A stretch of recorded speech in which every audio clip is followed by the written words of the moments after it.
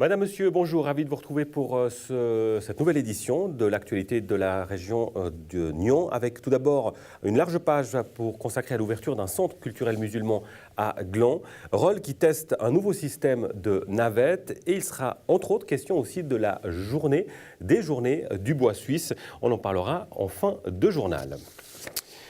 Je vous le disais à l'instant, à Gland, un centre culturel musulman pourrait s'installer dans la zone artisanale du Vernet. Le centre culturel musulman du district de Nyon doit toutefois encore obtenir le feu vert des autorités. Explication, Florian Cavalleri. Dans ce centre, les activités vont être diverses. Il va y avoir aussi le culturel, les gens qui vont prier le vendredi. Et ça, c'est très important parce que dans les prières de vendredi, la population va être informée de la situation, le comportement aussi. C'est une éducation, c'est quelque chose qu'on va parler le vendredi, le comportement de l'être humain. Ce n'est pas pour inciter les gens à se comporter mal, c'est juste quelque chose qu'on doit éduquer ou apprendre à se comporter de façon irréprochable. On sait qu'une des grosses craintes de la population, c'est justement le prêche. Est-ce qu'il y aura un imam? Comment vous allez le sélectionner? Qui va conduire cette prière? Bon, le problème pour le moment, on n'a pas d'imam. Et le moment qu'on a l'autorisation finale des autorités communales, là, c'est nous, on va choisir l'imam parce que dans notre association, la langue officielle est la langue française. Qu'on soit, il n'y a pas d'ambiguïté là-dedans. Et puis, dans notre association, personne ne peut inciter à la haine. Qu'on soit clair, les membres de notre association, ils sont des gens, des Suisses, des gens qui viennent de diverses communautés, mais encore une fois, la Suisse, ça fait partie de notre patrimoine culturel aussi, et aussi culturel, parce que la Suisse nous permet, la Constitution nous permet d'avoir cet lieu aussi, et nos droits, et la liberté individuelle est très importante. Et là, l'association ne permet pas à un extrême de s'intégrer dans notre association. Et là, encore une fois, pour être clair, aucun imam n'a pas de place chez nous, quelqu'un qui prêche à la haine. Qu'on soit clair, là-dedans, on est catégorie non négociable. Alors, comment vous allez le sélectionner? Mais si on trouve, on va sélectionner par rapport, on va s'informer parce qu'on est en contact avec les autorités cantonales aussi qui s'occupent de la sécurité. On ne va pas divulguer plus, mais on est en contact quand même avec les autorités. On va se renseigner de la personne, on va se renseigner de le passé de cette personne aussi, qui fréquente cette personne, et le moment venu, le comité va décider si le dossier va être retenu. Mais là, encore une fois, j'assure la communauté, ma communauté, mes compatriotes aussi, parce que je fais partie, je suis suisse avec les confessions musulmanes, aucun crainte, parce que là, on n'est pas là pour quelqu'un détruire mon pays ou quelqu'un sépare mes compatriotes, parce que la Suisse c'est ma patrie, mes frères c'est mes compatriotes, et encore une fois, il ne faut pas donner raison à l'extrême. Qu'est-ce que ça représente la communauté musulmane à Nyon? Franchement, on n'a pas de statistiques, on ne sait pas du tout, hein, parce qu'il y a des gens qui pratiquent l'islam, il y a des gens qui ne pratiquent pas, il y a des gens qui se considèrent musulmans. Maintenant, on n'a aucune statistique. Hein. Ça peut être une centaine, 500, 1000, mais on ne sait pas. On n'a aucune statistique officielle. Et avec nous sur ce plateau, Abdelaziz Kalfaoui, bonjour. Bonjour. Vous êtes vice-président du Centre culturel des musulmans de Morges et environ. On vous a invité ici car, tout comme la communauté de Nyon, vous faites partie de l'Union vaudoise des associations musulmanes, et surtout vous avez ouvert un centre assez similaire avec ce qui est projeté ici à Gland, à Prévranges, c'était en 2013. Comment s'est passée cette période de l'installation et jusqu'à aujourd'hui du côté de Prévranges ? Alors, une fois qu'on a trouvé un lieu, on l'a trouvé avec la gérance, on a pris contact avec la commune pour avoir les autorisations d'abord pour transformer parce qu'il était brut, et puis avec un plan d'architecte. Et la commune nous a accompagnés jusqu'à l'ouverture de ce centre. Concrètement, les activités aujourd'hui du centre à Morges, c'est quoi? Aujourd'hui, il y a des activités internes qui sont destinées aux fidèles. Il y a des activités externes, socio-culturelles, dans la vie sociale de la commune. Par exemple, nous faisons partie maintenant d'un groupe MCDA, musulmans et chrétiens pour le dialogue et l'amitié, avec les églises de la région. On a des visites des écoles, on a des cafés contacts avec des voisins, on a des contacts avec la commune et la police en cas d'événement, des ateliers de citoyenneté en collaboration avec le bureau cantonal de l'intégration. On a la collaboration avec la prison de Launay où on envoie une personne pour les détenus de confession musulmane. On participe au nettoyage annuel de la plage de Prévrange. On fait des portes ouvertes lors de semaines de la religion. Un programme relativement riche. Très chargé. Je peux encore citer... Alors ça va aller comme ça nous donne en tout cas une idée de ce que vous faites. On ne pourra pas être exhaustif malheureusement. Avec nous, Gérald Crétigny également. Bonjour. Bonjour. Syndic de Gland. Alors, on l'a précisé, on attend encore les autorisations pour l'affectation de ce lieu. C'est en bonne voie? Alors, c'est en bonne voie, c'est-à-dire qu'il y a eu effectivement une mise à l'enquête entre mai et juin cette année. Avec deux oppositions qui sont arrivées. Nous traitons ces oppositions. Il y a eu une demande également au niveau du centre musulman de pouvoir nous préciser la question des parkings. Parce que les oppositions sont liées justement à l'usage des parkings. En particulier. Ouais. Et pour nous, c'est surtout ces aspects-là qui sont importants. Et là, il y a un concept qui vient d'être déposé à la commune. Je ne peux pas vous en dire plus aujourd'hui, mais nous allons l'étudier et puis nous verrons ce qui Alors, on nous parle d'un système de navette qui aurait lieu entre, d'un côté, des voies CFF pour arriver jusqu'au centre culturel. C'est ça l'option qui est sur votre table? Alors, manifestement, c'est cette option qui est effectivement là aujourd'hui. Alors, écoutez, la municipalité n'en a encore pas discuté, on vient de la recevoir, donc je donnerai... Qu'en pense le syndic? Non, mais je pense honnêtement qu'on va dans le bon sens. Ça a déjà une indication, Abdelaziz Khalfaoui, vous vouliez... Je voulais juste ajouter une chose par rapport à ça, parce que j'ai pris connaissance de la charte qu'a présentée le Centre culturel de Nyon à la commune et à la CAMAC. C'est une charte de stationnement, pour la gestion du stationnement, où il propose 2 agents de sécurité lors de la fréquence de vendredi, où c'est 1 heure de temps, la prière du vendredi, à 2 points différents. Utilisation du parking public du centre sportif, mettre à disposition une navette depuis le parking du Vernet jusqu'à le centre musulman. Et M. Rachiti met à disposition 7 places de parc de son garage pour les fidèles, en plus en collaboration avec la gérance, d'utiliser de façon raisonnée les places de visiteurs. Il y en a 11. Alors il y a une chose aussi, un point sensible, on le sait dans ce genre de cas, Gérald Crétigny, c'est le financement. Est-ce qu'on a des garanties de savoir d'où vient le financement de ce centre culturel ? Alors non, nous n'avons aucune garantie, au niveau communal. Ce n'est pas l'objet de la commune. L'objet par rapport à la commune, c'est effectivement la question de l'affectation et la question liée à la mobilité. C'est le point sur lequel on travaille.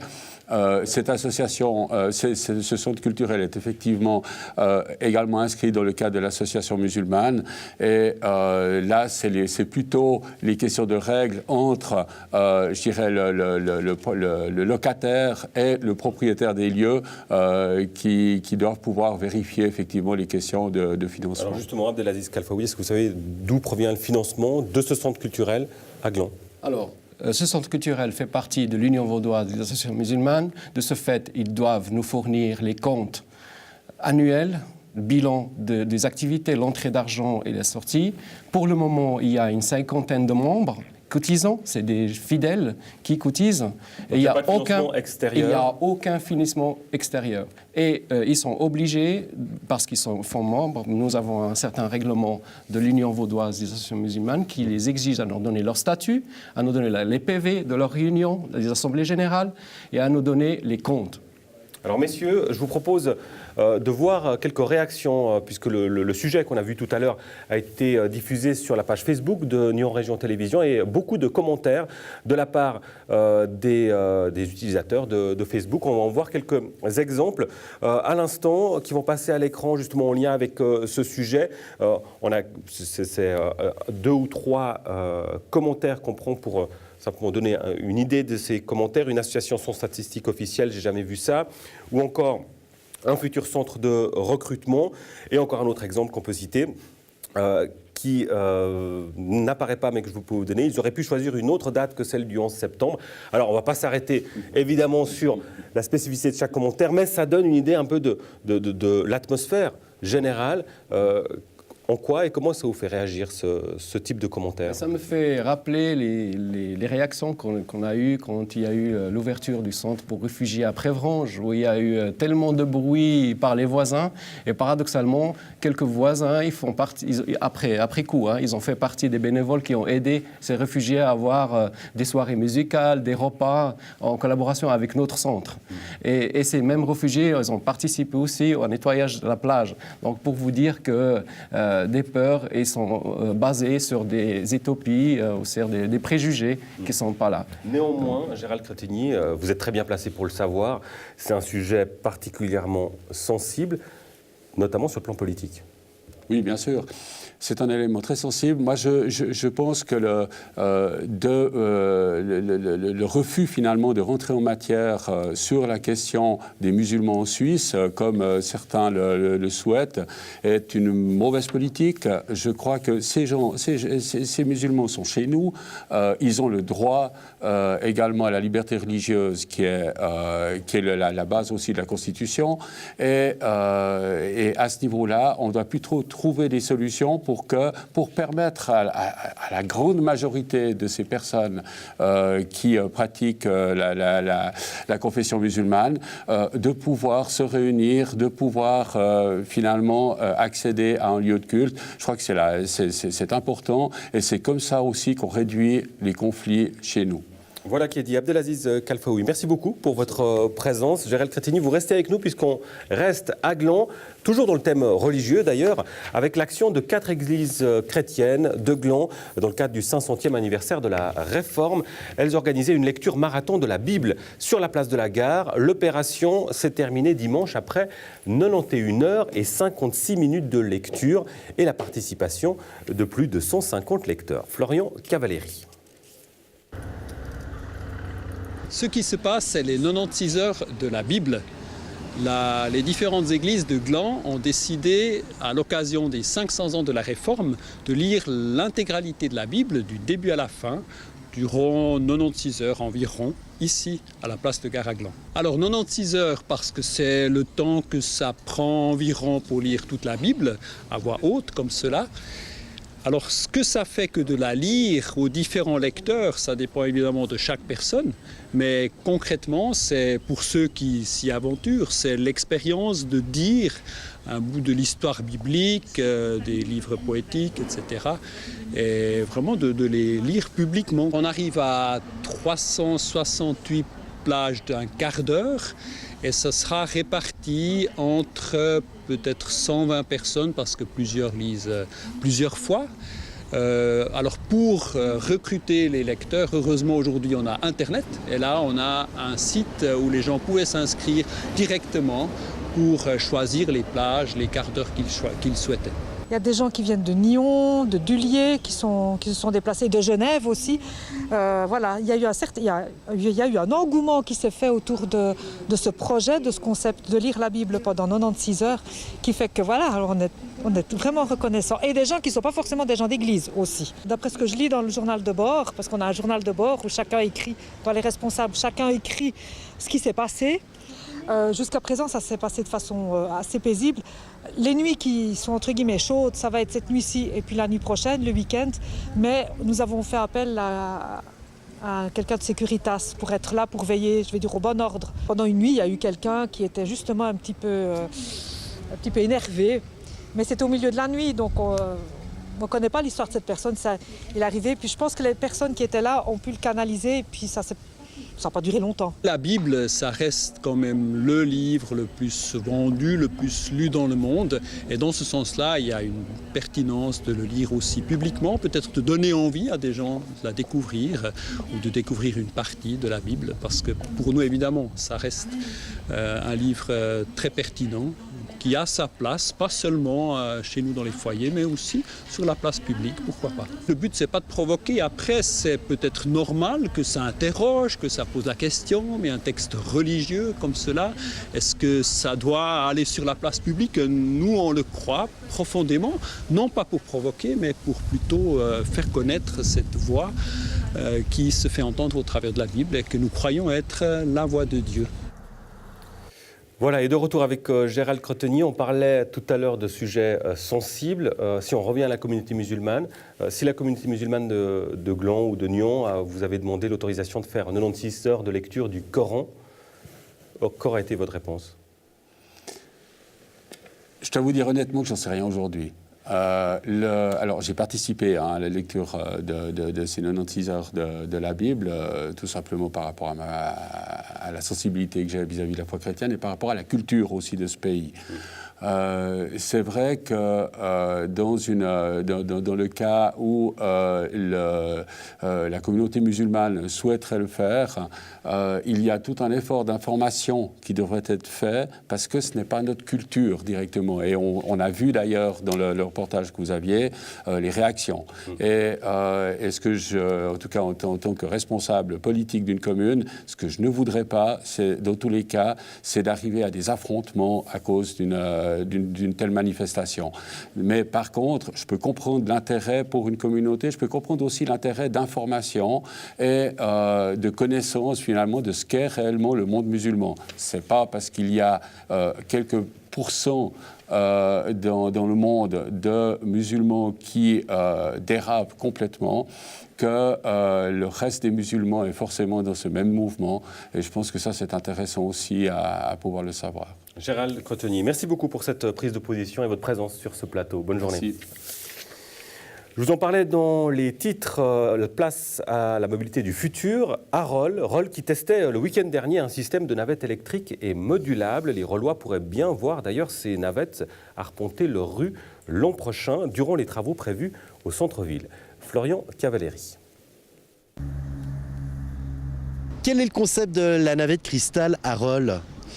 C'est d'offrir une mobilité différente pendant les travaux de la rue du Temple dans un premier temps. On imagine partir depuis le parking du rue Palais, situé à la plage de Roll, et ensuite venir par la route de Lausanne, la Grande Rue, et puis au niveau de la fontaine de la rue du Temple, monter la route des 4 communes, partir direction après Général-Guisan, longer le complexe scolaire du Martinet, la route de Gilly, et revenir par le port de Roll, la rue du Port, Grande Rue, puis ensuite traverser les parkings qui sont la promenade du Cabinet Bleu, puis ensuite le chemin Arthur Vittel qui longe au bois des Vernes, le camping, et arriver de nouveau à la plage de Roll. Qu'est-ce qui vous a séduit dans le concept cristal ? Alors le véhicule en lui-même, déjà modularité qu'il a, il a plusieurs utilisations différentes. Il est électrique, il est économique, silencieux, et puis sa bouille, elle est unique. Je trouve ça sympa et de pouvoir faire plusieurs cristals ensemble comme un petit train. Comment ça fonctionne une navette cristal ? Une navette cristal est électrique, donc elle n'a aucune émission CO2 qui est rejetée au centre-ville.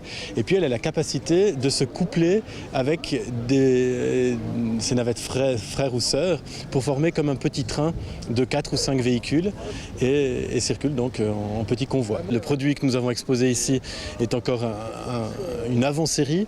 Il sera encore amélioré pour certains points selon les résultats des tests notamment que nous faisons, selon les premiers retours des observateurs que nous avons mis dans la navette et peut encore être amélioré, sera encore amélioré au cours des prochains mois et des prochaines semaines. Il devra ensuite être homologué par toutes les instances fédérales et cantonales pour pouvoir circuler, on l'espère, en début d'automne prochain, à la fin de l'été prochain. Nous sommes investis pour le futur. Nous pensons qu'il y a plein de demandes dans notre réseau régional qui auraient besoin d'un véhicule d'avenir qui soit écologique, qui soit économique et qui soit surtout modulable pour le futur. Notre implication aujourd'hui, elle est juste par intérêt. Ce qui va se passer dans le futur, c'est qu'on va faire une étude en commun avec la ville de Roll et la ville de Roll va servir de ville pilote. Et cette étude-là pourra servir pour d'autres endroits dans la région. Par exemple, pour des petites distances entre les transports publics officiels et peut-être les zones d'activité. Voilà, ce serait une possibilité. Avec Cristal, on aimerait pouvoir desservir avec plus de navettes dans la journée le quartier Bellefontaine, donc tout l'hôpital, secteur hôpital Bellefontaine, Mont-sur-Rôle. Et dans le cadre de la fusion des 3 communes, offrir une solution de transport entre les communes avec le Cristal. Actuellement, vous voulez relier Tartenien à Essertine, vous devez passer par Rôle. Et on ne peut pas rejoindre les hameaux de Bugnaud et Châtel. Cristal pourrait répondre à ces demandes. Ici, directeur du bureau GEA. Suite à son déménagement de Nyon à Gland, la SADEC a ouvert ses portes à la presse. Visite des nouveaux quartiers de la Société de gestion des déchets en compagnie de Florian Cavelleri et Greg Barnil. Nous sommes ici à Gland sur le site de la SADEC, une SADEC qui va inaugurer justement son nouveau bâtiment, ses nouvelles installations dans quelques jours. La SADEC, qu'est-ce que c'est exactement ?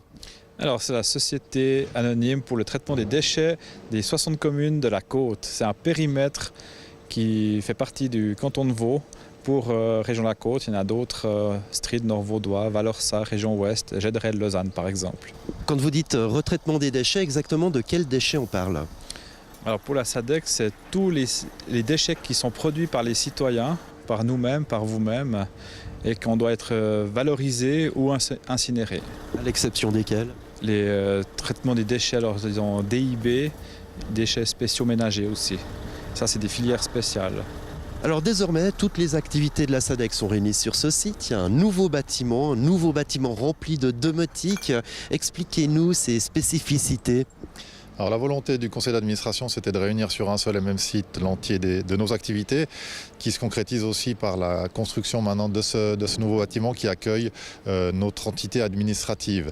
Ce bâtiment, il s'est voulu exemplaire, c'est une carte de visite pour la société, exemplaire au niveau des revêtements, des matériaux qui ont été utilisés, exemplaire au niveau de la production et de la consommation d'énergie, avec des panneaux solaires en toiture, 67 mètres carrés, qui produisent environ 12 000 kWh par année, 2 sondes géothermiques qui descendent à 120 mètres de profondeur pour alimenter des pompes à chaleur. Puis ce qui est intéressant, c'est qu'avec ces panneaux solaires, là on est vraiment en plein retraitement des déchets, puisqu'on les valorise, vous créez même de l'énergie, de l'électricité. Alors c'est vrai que par ce biais-là, on est devenu producteur d'électricité, puisqu'on produit plus d'électricité que ce qu'on consomme sur une année. Il y a une petite confusion dans la tête des gens entre SADEC et Sotridec. C'est un site qui est commun, mais c'est vraiment 2 entités différentes.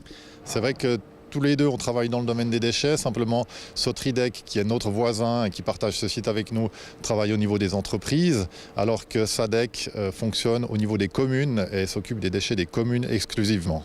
Plus anecdotique, c'est aussi ici que les particuliers viennent amener le cadavre de leurs animaux de compagnie. Alors effectivement, ça fait partie des installations qu'on met à disposition de nos communes, un cadavre réfrigéré qui permet d'accueillir les animaux de compagnie qui seraient décédés, qui est à disposition du public sur ce site-là également.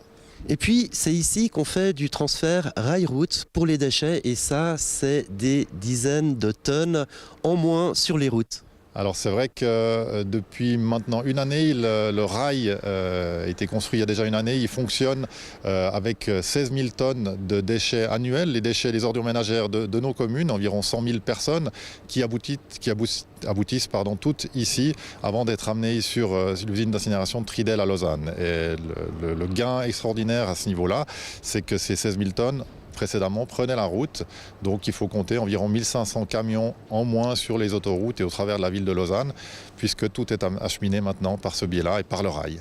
Est-ce que le conseil d'administration de la SADEC a d'autres projets de développement ? Quel est le futur de cette SADEC justement ? Alors c'est de pérenniser ces activités qui ont été mises en place pour les communes et après de voir pour améliorer. Mais disons, on a déjà la station de transfert rail-route qui a été mise en place, le nouveau bâtiment qui se veut exemplaire au niveau durabilité, le conteneur à cadavres d'animaux.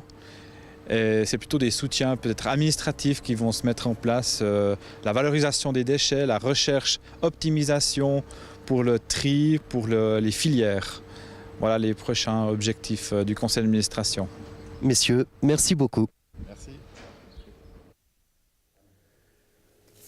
À Nyon, le nouveau réservoir de l'As a été inauguré, équipé d'une station de pompage. La nouvelle structure doit alimenter jusqu'à 68 000 ménages. Florian Cavalieri.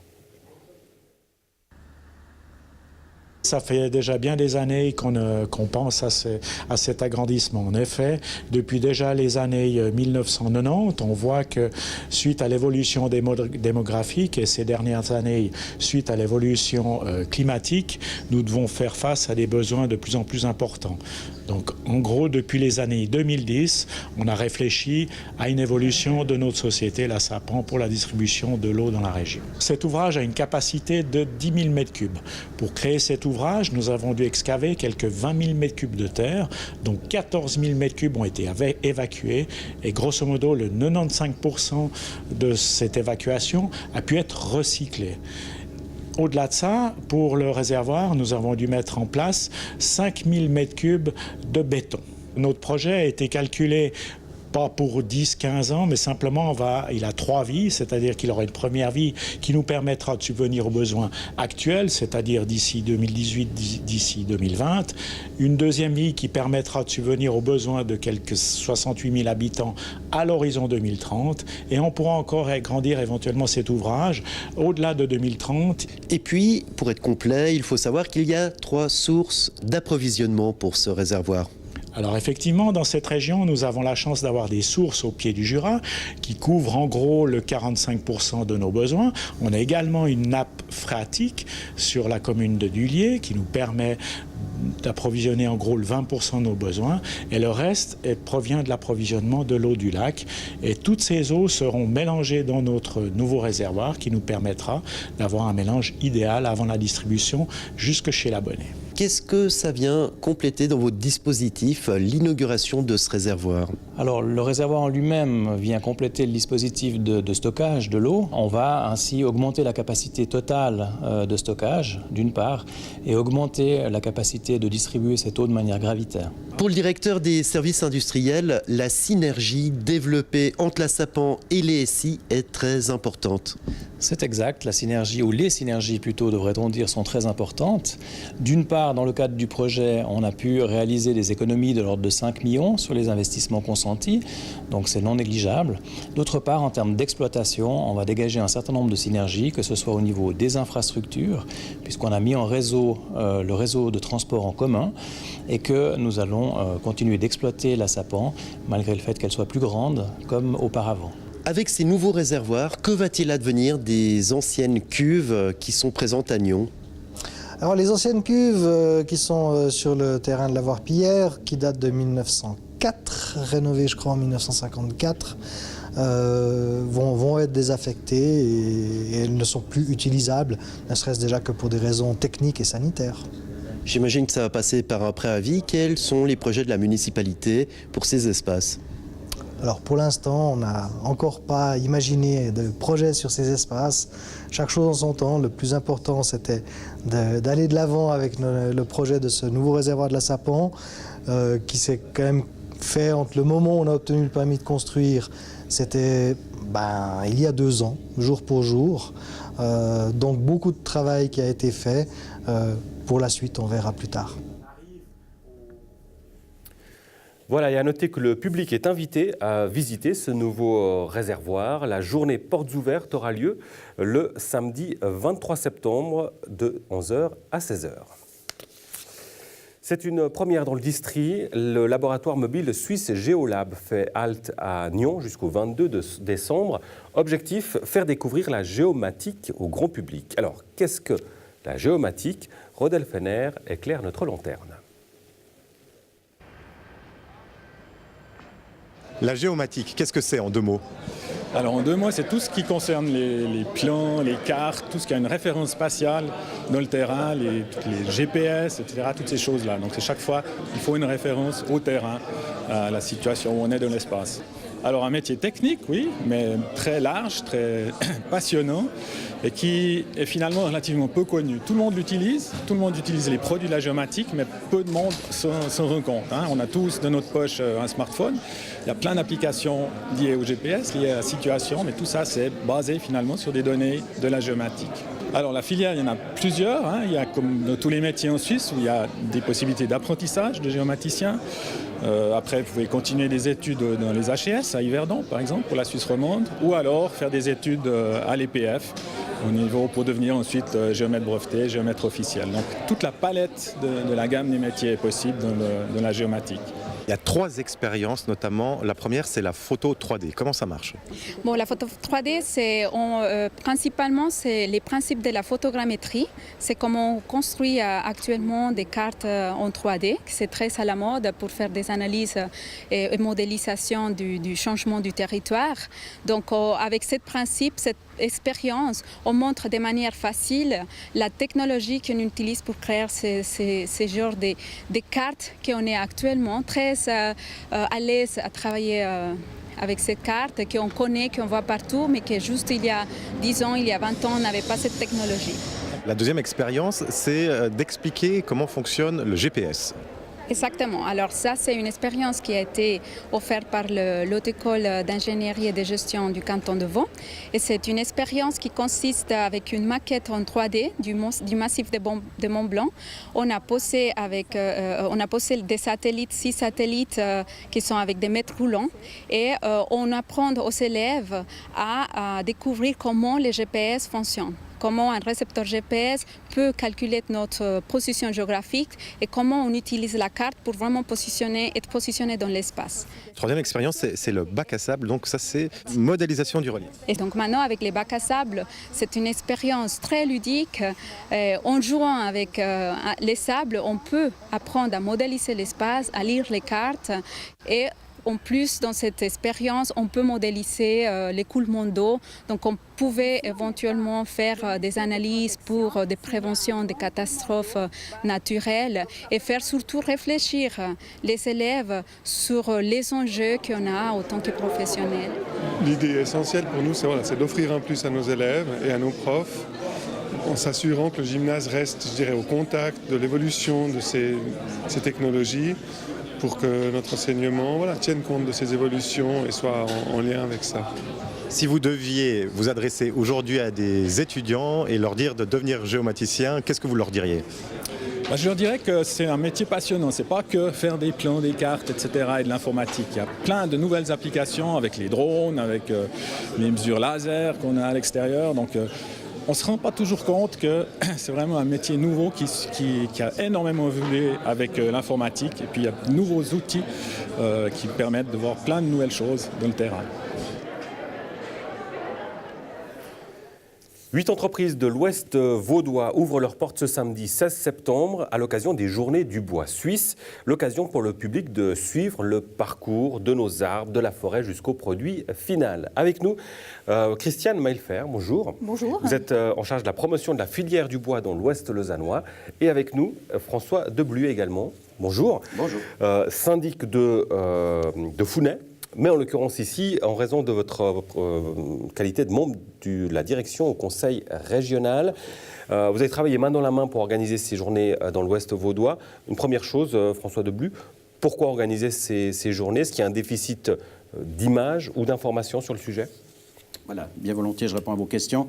Effectivement, le conseil régional s'implique aussi dans la promotion de la filière bois. Et l'occasion de cette journée organisée par la Confédération, occasion de montrer aux gens l'importance en fait d'exploiter les forêts. Aujourd'hui, les forêts sont, je dirais, presque largement sous-exploitées. C'est en fait une richesse que nous avons dans le canton, dans notre pays, et qui est sous-exploitée. Aujourd'hui, effectivement, avec le taux de change, avec les différences de coûts d'exploitation, c'est vrai que les entreprises sont tentées d'aller acheter du bois à l'étranger. Donc, malheureusement, le message, en fait, c'est que les gens soient sensibles à l'utilisation du bois suisse pour leur construction, pour éventuellement aussi leur bois énergie, etc. Et l'occasion aujourd'hui, toutes ces entreprises qui ouvrent leurs portes ce samedi, l'occasion de voir qu'est-ce qu'on peut faire en fait avec le bois au niveau non seulement bois énergie, mais surtout bois de construction, transformation, fabrication de meubles, de fenêtres, etc. En fait, c'est de dire, au lieu d'acheter le bois à l'autre bout du monde, il y a du bois de très bonne qualité ici et il y en a assez. À profusion. À profusion même. Oui, ouais. À profusion. Je vous dis, la forêt, pour qu'elle puisse se reconstituer, il faut qu'elle soit exploitée. Aujourd'hui, elle est sous-exploitée. C'est pour ça qu'il faut ce genre d'opération séduction, en fait, pour montrer au public, et je dirais montrer aux communes aussi, surtout, qui sont des acteurs très importants, les communes, leur montrer comment on peut, en fait, utiliser le bois suisse. Et finalement, la plus-value, elle est vite noyée dans les prix globaux de construction. Donc, ça vaut la peine de se pencher là-dessus. Alors justement, Christiane Melfer, vous me disiez pendant le sujet qu'on présentait tout à l'heure sur la SADEC à Gland, vous me disiez, voilà un exemple, ça c'est un bâtiment, c'est en bois suisse. Exactement, la SADEC a été certifiée COBS, donc le certificat d'origine bois suisse, qui garantit en fait qu'il y a au moins 80% de bois suisse qui a été mis en œuvre dans cette construction. Donc la SADEC a effectivement atteint ces 80%, et nettement au-dessus de ces 80%, et a pu être certifiée COBS. Et c'est vrai que c'est important, ce lien entre la forêt et puis les objets finis, c'est vraiment quelque chose d'assez important. C'est pas évident quand on voit la forêt et qu'on voit les bâtiments, on fait tout de suite le lien, mais alors qu'il y a en fait, des importations assez importantes de bois de construction. Donc c'est pour ça que ces journées de bois suisse sont importantes. Sur l'Ouest vaudois, sur l'Ouest vaudois, il y a 41% de la surface qui est en fait couverte de forêt. Donc on voit que c'est quand même importante. Oui. Voilà. Alors je le disais, 8 entreprises, François Deblu, 4 à la vallée de Joux, 4 dans la région de la Côte. Quels sont les types d'entreprises qu'on va pouvoir visiter samedi? Alors, il y a tout d'abord la scierie de la RIP qui ouvre ses portes. Il y a également l'entreprise Chalère SA à Gingin. Nous avons également un genolier. C'est à Gibrin, le centre forestier de la colline, qui est un producteur de bois, un centre forestier qui va présenter ses activités, de l'abattage, quels sont les rôles de la forêt. Et l'idée, c'est vraiment de montrer ceci au grand public. Et sur un peu plus près de Morges, plutôt de l'autre côté du district, il y a une entreprise, Vera Lubois, qui est un fabricant de fenêtres, qui fait des fenêtres en bois suisse, bois métal, qui est une entreprise alors tout à fait technologique. C'est vraiment intéressant de voir. C'est pas de l'artisanat. Je dirais que c'est vraiment des entreprises de fabrication que le public pourra aller visiter. Oui, parce que François Deblu, on a l'image peut-être un peu erronée aujourd'hui du bois. On se dit, voilà, on prend un arbre et puis on en fait un objet en bois. Aujourd'hui, ce sont des métiers qui sont devenus très techniques, très diversifiés. Quelqu'un qui va travailler le bois ne va pas travailler que le bois. Non, effectivement, il y a beaucoup de métiers là-dedans. Il y a aussi beaucoup de technologies. Je dirais les entreprises ont dû en fait se mettre au goût du jour. Si je prends une entreprise de taille de poutres et de troncs direct, j'entends l'entreprise par exemple Chalère, s'est équipée d'une machine ultra moderne. C'est un vrai ordinateur. Qui peut vous tailler une charpente. C'est vraiment impressionnant. Ça vaut la peine d'aller voir ça, de se rendre compte qu'effectivement, disons, le secteur a dû s'adapter aussi à la technologie moderne, etc. Vous rappelez encore qu'en Suisse, le secteur du bois concerne environ 6 000 places de travail. C'est donc très important. De la forêt. De la forêt. De la forêt. Ouais. Uniquement la forêt. Uniquement la forêt, d'accord. Donc c'est encore plus grand, l'industrie évidemment. du bois emploie, c'est vrai, j'ai les chiffres ici, plus de 90 000 personnes. Donc c'est quand même un secteur important. Ça permet de mettre l'église au milieu du village, si j'ose. Par rapport à ces chiffres, on se rend compte effectivement de l'importance. Pour terminer, peut-être une dernière chose sur les activités. Christiane Melfer, alors on va visiter ces entreprises, c'est une chose, mais il y a un certain nombre d'activités qui sont proposées aussi pour les plus jeunes comme pour les plus grands. Voilà. Alors, c'est vraiment grand public. On s'est efforcé de regarder les différents types de public. Donc, il y a effectivement pour tout petit des bricolages. Mais il y a aussi une chose très intéressante, c'est ce contact avec les métiers du bois. On voit qu'il y a 90 000 personnes au niveau suisse qui travaillent dans le domaine du bois. Et puis, là, c'est vraiment une occasion de pouvoir discuter avec ces personnes qui travaillent dans le bois. La forêt, c'est une chose. Et après, il y a tout le savoir-faire et tous les emplois qui sont là. Donc vraiment, j'encourage les jeunes aussi à venir regarder quels sont les différents métiers du bois. Il y a vraiment toute cette palette de la forêt, du bûcheronnage, jusqu'à...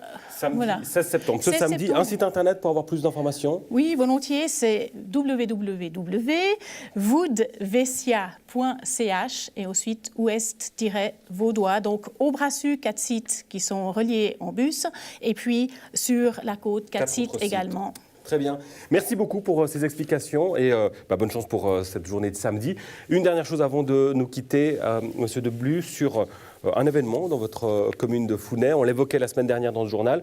On sait que Stan Wawrinka construit actuellement une maison sur place. On ne savait pas, en tout cas jusqu'à la semaine dernière, s'il allait s'établir à Founet. Est-ce qu'on en sait plus? Voilà. Alors, vous le savez, le contrôle de l'habitant, c'est quelque chose de... On protège la sphère privée des gens, donc on ne peut pas, faire état de son installation ou pas. Toujours est-il que c'est tout à fait officiel. Il a effectivement acheté une maison à Founet. Elle est en train de se terminer de construire. Tout se passe bien. Et nous souhaitons que s'il vient s'installer à Founet, qu'il vienne s'inscrire au registre des habitants, en tout cas, ce qui est normal. Il apprécie Terre Sainte. Je pense que oui. Il était à Coppet un temps, donc il connaît la Terre Sainte. Voilà, ses enfants vont aussi à l'école dans les régions. Donc, François Deblu, merci beaucoup. Nous espérons qu'il y viendra. Et bonne journée, à bientôt. Merci beaucoup. Et ce défi insolite pour terminer, un défi destiné, tenez-vous bien, aux gros appétits. Il avait lieu le week-end dernier à Nyon. L'objectif, manger un hamburger d'1,5 kg. Oui, 1,5 kg. Andrea Braslopo y était. Normalement, c'est tout, hein? Ouais. Allez. C'est juste les gars, c'est tout. Tiens. Ouais. Il lui a seulement fallu un peu plus de 9 minutes pour manger cet énorme burger d'1 kilo de viande de bœuf. C'est aux côtés de 7 autres participants que Malik a remporté le défi lancé par le café-restaurant de l'Etra à Nyon. C'était très très rapide. Franchement, ça a été. La plupart j'ai discuté avec 2 gars qui m'ont dit qu'ils n'avaient rien mangé de la journée et je pense que c'est l'erreur à ne pas faire justement. Je me suis réveillé ce matin, j'ai mangé une pizza, après j'étais mangé chez ma femme à midi, j'ai mangé 2-3 plats et voilà, j'ai mangé jusqu'à 4 heures, le temps de digérer et voilà. Mais je pense que le fait de rien manger, après on a l'estomac qui est serré, qui est petit et on peine quoi. D'ailleurs, pendant notre interview à l'intérieur du restaurant, certains mangent encore. Vous considérez que vous avez eu les yeux plus gros que le ventre? Un petit peu. C'était dur. C'est beaucoup quand même. Alors c'était comment? Très bon. Pas trop difficile? Ce soir, j'ai l'impression que ça s'est bien passé malgré 2-3 hésitations de dernière minute. Là, on a fait ça, c'était le premier volet. J'espère qu'on va en faire plein d'autres. Pour terminer, le vainqueur a reçu un prix, comme le burger plutôt alléchant. Voilà. C'était pas 400? Non, c'était 200. Merci. Plus le burger. Et puis, franchement, magnifique. J'ai dit d'ailleurs, j'ai fait de la pub. Vous voulez un bon burger? Venez au café-restaurant de l'Etra. Ils sont sublimes. Franchement, sublimes. Il faudra le détrôner l'année prochaine, par contre. Voilà, le défi est donc lancé. C'est la fin de cette édition. Avant de nous quitter, vous faire part au nom de toute l'équipe d'NRTV de nos profondes pensées aux proches et à la famille de ce jeune pranginois disparu tragiquement au début du mois. Merci pour votre fidélité et votre attention. J'aurai le plaisir de vous retrouver la semaine prochaine pour une nouvelle édition. À bientôt.